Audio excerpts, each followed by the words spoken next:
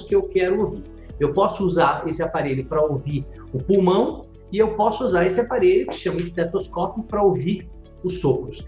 Eu vou ver o ritmo, também me ajuda no diagnóstico das arritmias, que a gente falou no primeiro bloco, e nós vamos ouvir um sopro. O barulho normal do coração é tum, tá, tum, tá. O sopro significa tum, tá, tum, tá. Parece um sopro, por isso que a gente apelidou de sopro. O que a gente precisa saber sobre o sopro? O grau do sopro, em que válvula ele está. Se o sopro acontece quando o coração está contraindo ou se o sopro acontece quando o coração está enchendo de sangue.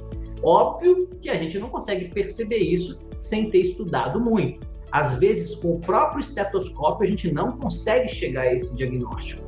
Mas, se o sopro for nítido e o médico tiver uma dúvida sobre o seu caso, ele vai pedir um exame chamado ecodoppler